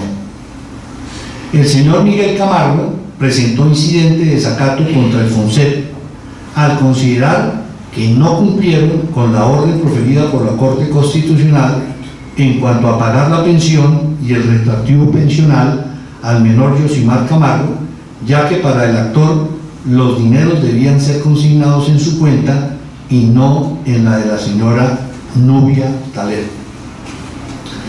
El Juzgado Séptimo Laboral del Circuito de Bogotá ordenó el pago de la pensión y el retroactivo al señor Miguel Camargo, puesto que a juicio del juzgado fue aquel quien venía ejerciendo la representación legal del menor y no la señora Nubia Talero. La señora Nubia Talero presentó tutela contra el Juzgado Séptimo Laboral del Circuito de Bogotá al considerar que al reconocer como representante legal del menor Yosimar Camargo al señor Miguel Camargo para el pago de la pensión, se le estaban vulnerando sus derechos fundamentales a la igualdad, al debido proceso, a la vida, a la seguridad social, al mínimo vital, el derecho a la familia y a la dignidad humana. El Tribunal Superior de Bogotá, Sala Tercera Laboral, decidió negar el amparo solicitado por la señora Nubia Talero al considerar que el Juzgado Séptimo Laboral del Circuito de Bogotá actuó en derecho y dándole cumplimiento a la sentencia T074 de 2016. No obran en los documentos aportados que se haya realizado la impugnación de la decisión del tribunal. La señora Nubia Talero presentó en el año 2017 una demanda para pedir la interdicción del menor Yosimar Camargo. El Juzgado 12 de Familia de Bogotá abocó conocimiento sobre la demanda y suspendió el pago de la pensión de sobrevivientes al menor Yosimar Camargo. La demanda se encuentra actualmente en espera de decisión. Sobre la suspensión del pago de la pensión, el consultante menciona que se ha dejado de pagar la pensión de sobrevivientes de su hijo Yosimar Camargo desde mayo de 2018. De los hechos se puede inferir que la suspensión del pago deviene del proceso de interdicción que cursa en el Juzgado 12 de Familia y que fue instalado por la señora Nubia Talero, madre del menor. Yosimar Camargo, tal como lo afirma la sentencia T074 del 2016, es un sujeto de especial protección constitucional debido a su condición de menor discapacitado. Así se desprende de senda jurisprudencia constitucional que ampara los derechos de ciertos individuos que por sus condiciones merecen de una especial atención del Estado. Así lo reconoce la sentencia T167 de 2011 al afirmar, comillas, la categoría del sujeto especial de protección constitucional, según ha definido esta corporación, se constituye por aquellas personas que debido a su condición física, psicológica o social particular merecen una acción positiva estatal para efectos de lograr una igualdad real y efectiva. Así, ha considerado que entre los grupos de especial protección constitucional se encuentran los niños, los adolescentes, los ancianos, los disminuidos físicos, psíquicos y sensoriales, las mujeres cabeza de familia, las personas desplazadas por la violencia y aquellas que se encuentran en extrema pobreza. Cierro comillas. La Corte Constitucional, en la sentencia T074 de 2016, ordenó específicamente el pago de la pensión de sobrevivientes al menor Yosimar Camargo a cargo del FONSER desde el año 2016, motivo por el cual no es entendible el por qué se están suspendiendo los efectos de la sentencia proferida por el máximo órgano de la jurisdicción constitucional. Es más, con la suspensión del pago de la pensión se está violando la Constitución Política en su artículo 48, que estipula: sin perjuicio de los descuentos, deducciones y embargos a pensiones ordenadas de acuerdo con la ley, por ningún motivo podrá dejarse pagar, congelarse o reducirse el valor de la mesada de las pensiones reconocidas conforme a derecho. La suspensión en el pago de las pensiones solo se puede realizar de manera excepcional, tal como se afirma en la sentencia T567 de 2005, donde la Corte concluyó que, comillas, no asiste fundamento constitucional alguno a la Administración para suspender el pago de una pensión previamente reconocida, salvo las facultades explícitamente previstas en los artículos 19 y 20 de la Ley 797 de 2003 y en la sentencia C835 de 2003. Por fuera de cualquiera de las hipótesis de hecho previstas en las normas mencionadas, se necesita la autorización del juez respectivo para válidamente suspender los pagos hacia el futuro. Actuar de otro modo lleva a la Administración a incurrir en vías de hecho contrarias al artículo 29 superior e inadmisibles en perspectiva constitucional. Cierro comillas. Así pues, y tratándose de un menor de edad en situación de discapacidad, el desconocimiento del pago de la pensión de sobrevivientes previamente reconocida por la Corte Constitucional genera un alto grado de afectación de sus derechos fundamentales, aún más teniendo en cuenta su calidad de sujeto especial de protección constitucional. Sobre las condiciones de la pensión de sobrevivientes a un hijo discapacitado. El literal C del artículo 47 de la Ley 100 de 1993 expone que serán beneficiarios de la pensión de sobrevivientes los hijos inválidos si dependen económicamente del causante, mientras subsistan las condiciones de invalidez.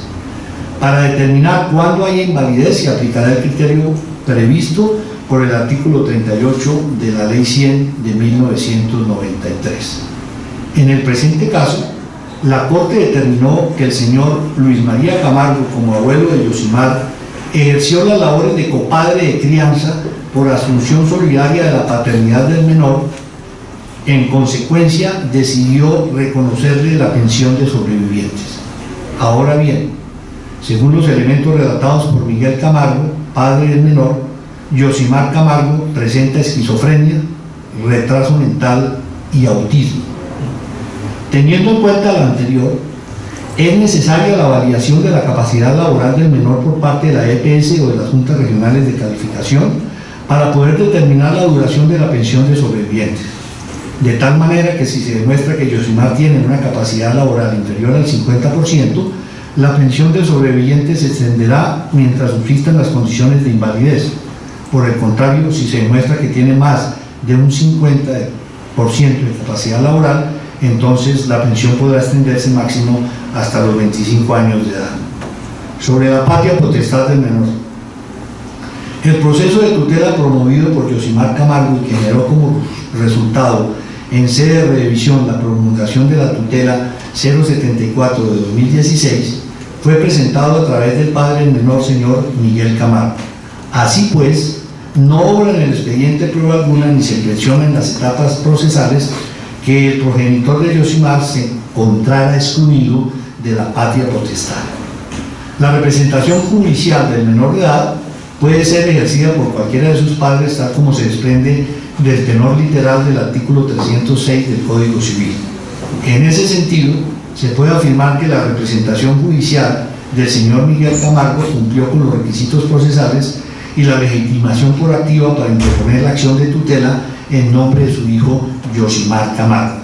Ahora bien, lo que discute el consultante es sobre la persona que debe administrar la pensión de sobrevivientes concedida por la Corte Constitucional.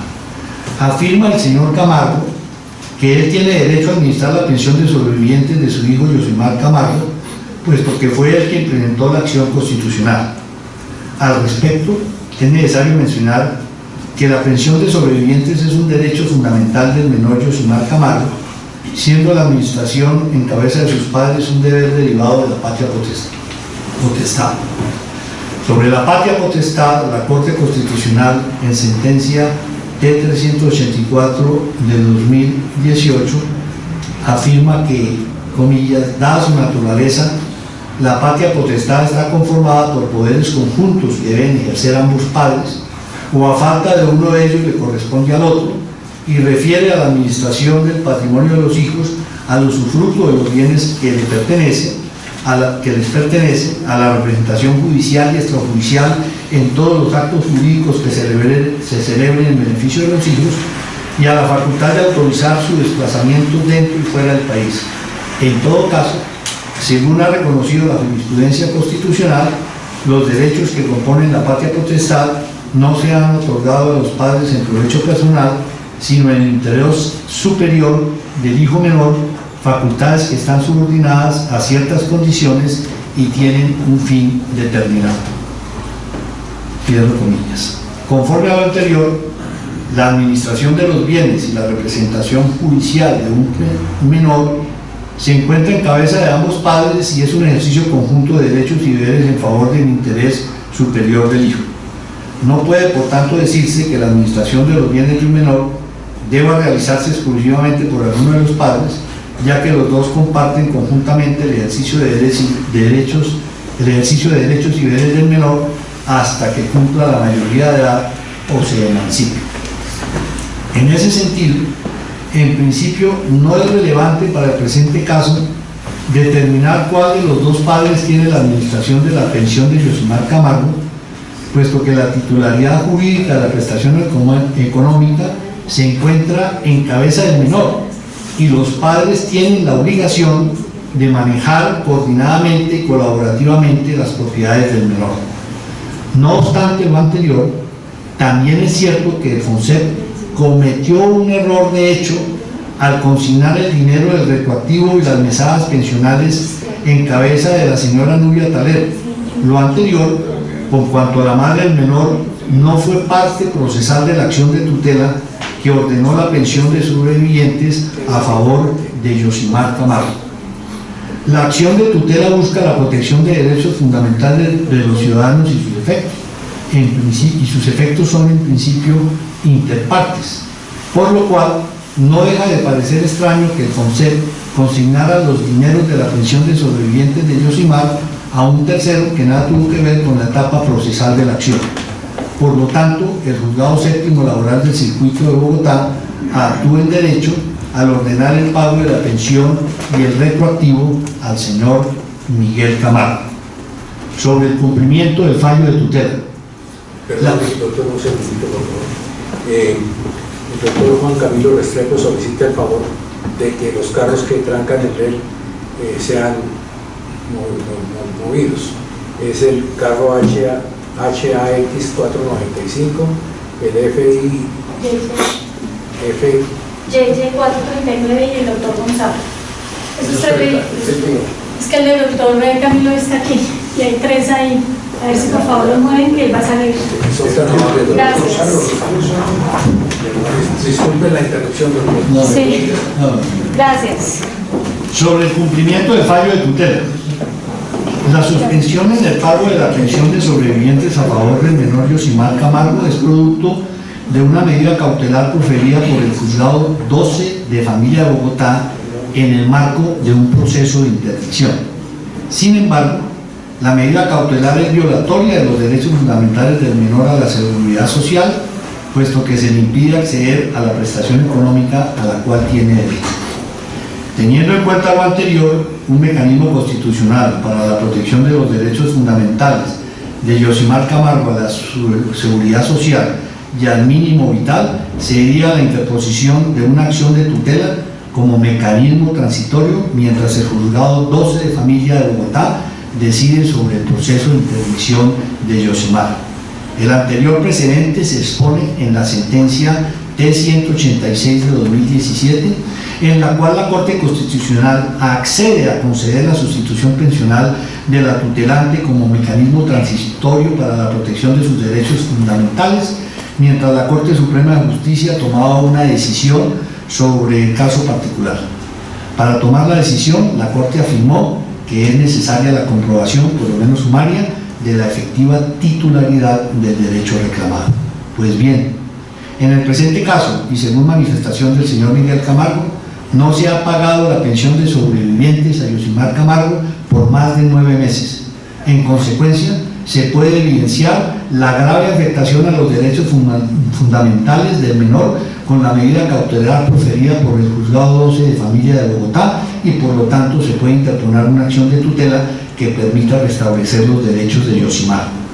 No obstante lo anterior, se tiene que el proceso de interdicción tiene como objetivo la declaratoria de incapacidad de ejercicio de una persona natural, asignándole un curador quien será el administrador de la persona y los bienes del menor.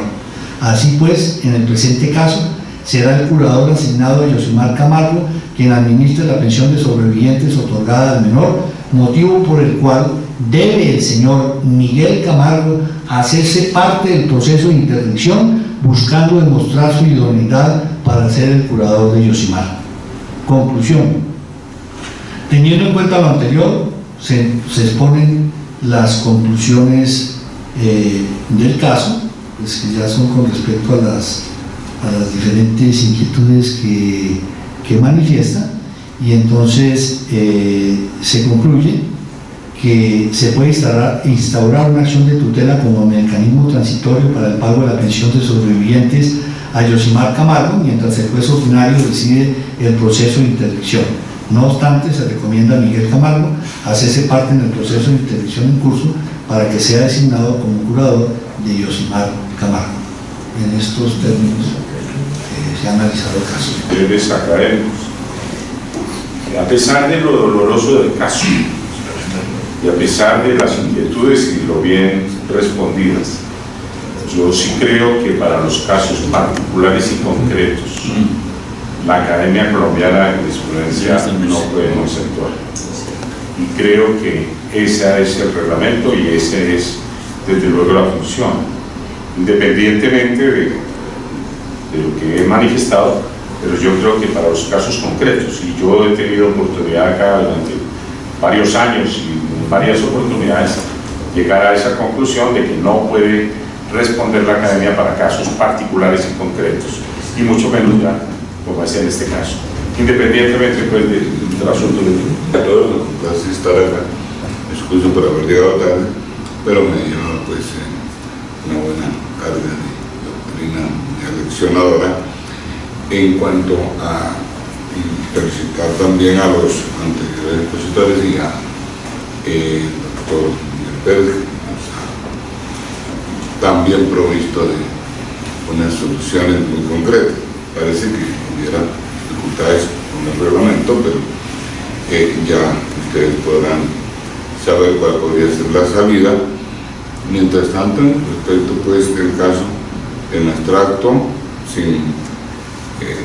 saliéndome del caso y yendo a un nivel más abstracto, uno podría también considerar que, habiendo de por medio una sentencia de tutela de la Corte Constitucional muy puntual sobre el caso, y habiendo sido pagada a otro sujeto a quien ordenó la Corte Constitucional, parece ser que también procedería en casos generales considerados el incidente de desacato ante el juez que conoció en primera instancia de la tutela que revisó la Corte Constitucional. Eso pues, de acuerdo al reglamento del 2591, decreto de ley, se llama reglamento, pero sería también de estudiar esa posibilidad de solución por si la Academia pues, desea pronunciarse genéricamente sobre ese tipo de consultas y abstrayéndose del caso. Gracias.